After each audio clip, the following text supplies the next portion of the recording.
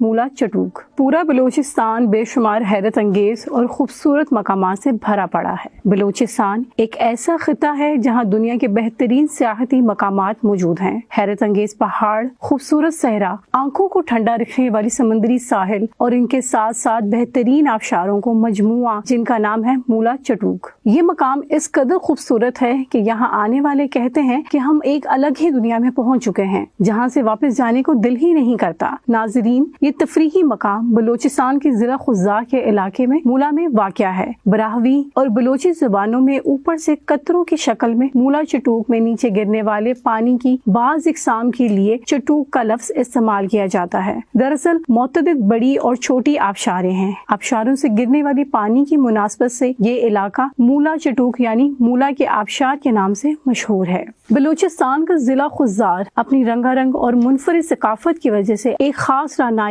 اور کشش رکھتا ہے۔ یہاں کے لوگ سادہ اور مہمان نواز ہیں۔ ان لوگوں کی مقامی زبان براہوی ہے۔ اگر آپ کو مولا چٹوک جانا ہو تو مولا چٹوک تک پہنچنے کے لیے کئی راستے ہیں، لیکن ان میں سے 2 راستے بلوچستان کے شہر خضار سے نکلتے ہیں۔ مولا چٹوک خضار شہر سے شمال مشرق میں اندازاً 65 کلومیٹر کے فاصلے پر ہے۔ مولا چٹوک پہنچنے کا ایک راستہ جھل مکسی روڈ ہے جو RCD ہائی وے خضار شہر کے قریب تقریباً 20 کلومیٹر بعد دائیں جانب نکلتا ہے۔ اس روڈ کا اچھا خاصا حصہ پکا ہے، لیکن اس کا 40 کلومیٹر حصہ دشوار گزار ہے۔ مولا چٹوک پہنچنے کا دوسرا راستہ خضار سکھر روڈ کا ہے جو تقریباً 10 کلومیٹر کے بعد بائیں جانب ایک پتھریلا راستہ ہے۔ اس پر صرف 4x4 گاڑیاں ہی چل سکتی ہیں۔ مولا چٹوک جانے کے لیے ضرورت کی ہر چیز ساتھ ہونی چاہیے۔ مولا چٹوک چونکہ لمبے عرصے تک لوگوں کی نظروں سے اوجھل تھا، اس لیے خضار سے وہاں تک ہوٹل وغیرہ یا اس طرح کی دیگر سہولیات میسر نہیں۔ کم و بیش 6 گھنٹوں پر مشتمل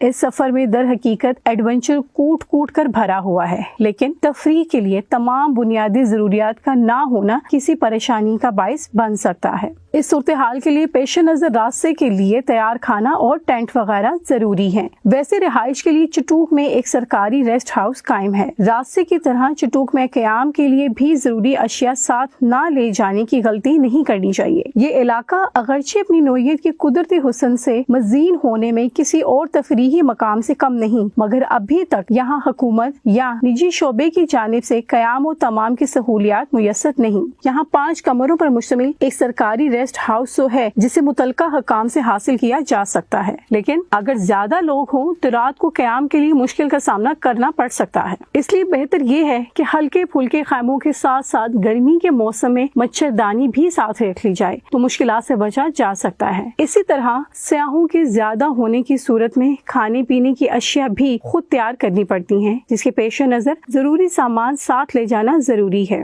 ویسے تو گوشت اور سبزی کھانے کے شوقین افراد خضار سے گوشت حاصل کر سکتے ہیں، لیکن اگر وہ ایسا نہ کرنا چاہیں، مولا چٹوک سے بکرا یا دمبا خریدنا چاہیں تو وہاں مقامی افراد سے بھی خرید سکتے ہیں۔ اب بات کرتے ہیں مولا چٹوک میں قدرت کے حسین نظاروں کی۔ ریسٹ ہاؤس کے قریب فاصلے پر مولا چٹوک کی اصل خصوصیت وہاں کے چھوٹے بڑے آبشار ہیں۔ دشوار گزار راستہ پر کم و بیش 6 گھنٹوں کے جھٹکوں سے بھرپور سفر کے بعد جسمانی صورتحال اس بات کی متقاضی ہوتی ہے کہ کچھ دیر آرام کر لیا جائے، لیکن اس کے برعکس وہاں کے لوگوں کا مشورہ کچھ اور ہی ہوتا ہے۔ وہ کہتے ہیں کہ آرام نہ کریں بلکہ قریب ہی پہلے آبشار جائیں، جس کے نیچے کھڑے ہونے سے فزیو تھراپی مساج کا احساس ہوتا ہے۔ اس مشورے کو اہمیت دیتے ہوئے جب ہم پہلے آبشار پہنچیں اور وہاں پانی کے نیچے کھڑے ہوئے ہوں تو تھکاوٹ کا نام و نشان نہیں رہتا۔ اوپر سے گرتے ہوئے پانی کے بڑے بڑے قطرے جب سر اور چہرے کو چھوتے ہیں تو محسوس ہوتا ہے جیسے کوئی تکلیف دہ سفر کیا ہی نہیں۔